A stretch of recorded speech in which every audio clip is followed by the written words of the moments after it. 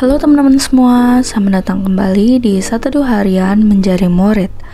Nah, kalau kita kemarin bahas Imamat 10 ayat 1-7, hari ini kita akan lanjutin ke ayat 8-11 nih teman-teman.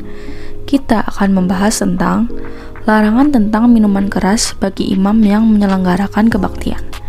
Nah, seperti biasa aku akan bacain dulu bacaan firman Tuhan kita untuk hari ini ya teman-teman. Imamat 10 ayat 8-11. Larangan tentang minuman keras bagi imam yang menyelenggarakan kebaktian. Tuhan berfirman kepada Harun, "Janganlah engkau minum anggur atau minuman keras, engkau serta anak-anakmu, bila kamu masuk ke dalam kemah pertemuan, supaya jangan kamu mati. Itulah suatu ketetapan untuk selamanya bagi kamu turun-temurun. Haruslah kamu dapat membedakan antara yang kudus dengan yang tidak kudus, antara yang najis dengan yang tidak najis. Dan haruslah kamu dapat mengajarkan kepada orang Israel segala ketetapan yang telah difirmankan Tuhan kepada mereka dengan perantaraan Musa." Ya, demikian teman-teman bacaan firman Tuhan kita untuk hari ini. Sekarang kita langsung masuk ke satunya ya guys. Nah guys, kemarin kita udah baca peristiwa yang shocking banget ya. Ada dampak langsung dari pelanggaran atau ketidaktaatan. Nah, pasca peristiwa itu, Tuhan Allah Adonai dengan murah hati mau kasih tahu sekali lagi bagaimana sih seharusnya cara hidup para imam saat mereka bertugas. So, ayat 8-11 ini adalah tentang Adonai yang berbicara secara langsung kepada Harun. Menurut ayat 8-11, Adonai berbicara kepada Harun secara langsung. Biasanya berbicara melalui perantaraan Musa seperti yang ia lakukan di tempat lain. Sekarang langsung ke Harun sendiri. Isi pesan Adonai berkaitan dengan minum alkohol, khususnya anggur. Anggur adalah minuman beralkohol yang umum di daerah tersebut yang terbuat dari buah anggur. Hal ini berbeda dengan negara asal Abram, yaitu Mesopotamia, di mana bir adalah minuman yang umum. Semua minuman beralkohol dilarang di sini, karena larangan ini juga mencakup istilah yang lebih umum untuk minuman keras. Pembahasan ini terkait dengan perikop sebelumnya tentang ancaman kematian. Mungkin pencantumannya di sini menunjukkan bahwa Nadab dan Abihu sedang mabuk ketika mereka berbuat dosa, tetapi hal ini tidak disebutkan dalam perikop ini. Intinya mah nggak boleh konsumsi alkohol sebelum melayani di hadapan Tuhan. Ini bukanlah larangan yang bersifat umum dan menyeluruh terhadap konsumsi alkohol bagi para imam. Ini lebih tepatnya menjelaskan aspek spesifik dari pelayanan keimaman, yaitu kemampuan untuk membedakan antara elemen-elemen atau kategori-kategori yang berbeda. Kalian masih ingatkah semua perabot dan tata cara penggunaannya yang udah kita bahas di perikop sebelumnya? Lupa kan? Nah, kita dalam keadaan sadar aja lupa ya. Well, mungkin kalau itu udah jadi kebiasaan sehari-hari, simultan lama-lama inget. Fungsi dan kegunaan sesuai aturannya juga. Tapi waktu itu mereka kan baru ya. Dalam keadaan sadar aja susah ya guys.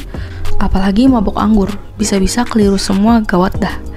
Nah, karena para imam ini harus ngerti banget membedakan antara yang kudus dan yang biasa.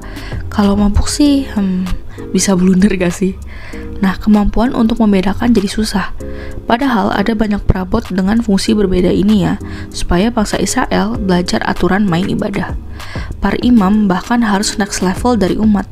Mereka bukan hanya harus tahu, tapi harus mengajarkan kepada umat tata cara ibadah, termasuk semua perabot dan tata cara penggunaannya.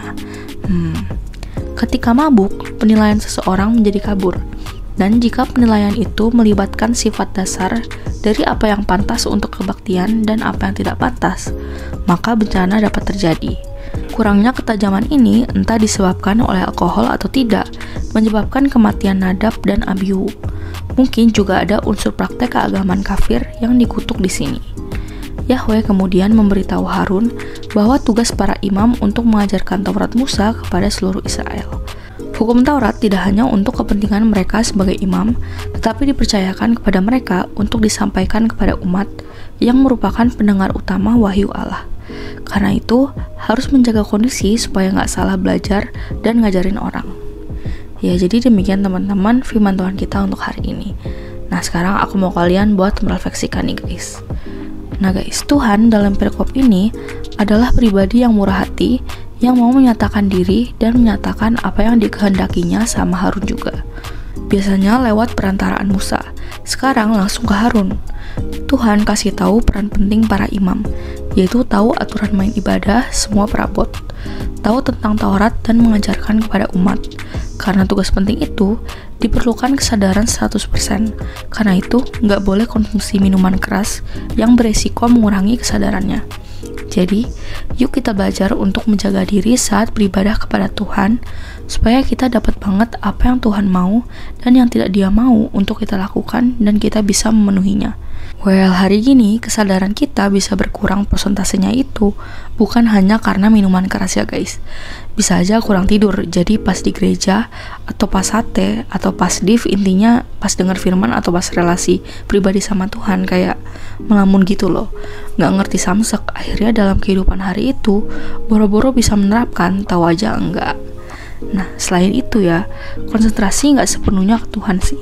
Kayak masih ke pekerjaan, masih ke hal-hal pribadi kita, kayak misalnya tugas kuliah, sama gebetan dan lain-lain, keresahan dan kegelisahan hidup. Jadi guys, buat kita yang nggak minum minuman keras kayak aku nih, jangan senang dulu dan menganggap udah bebas dari tantangan ini.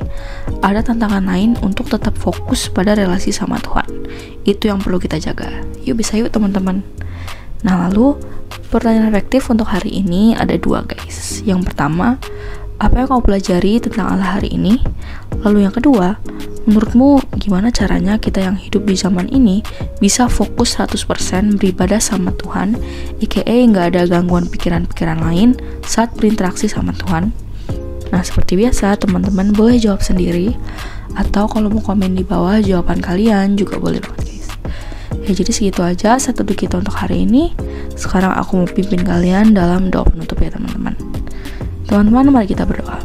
Tuhan, tolong aku untuk bisa menjaga diri dan waspada terhadap gangguan dan fokus pada kehendak-Mu. Terima kasih Tuhan, hanya dalam nama-Mu kami berdoa. Amin. Tetap semangat guys, Tuhan Yesus beserta kita. Thank you for watching and see you in the next video. Bye-bye.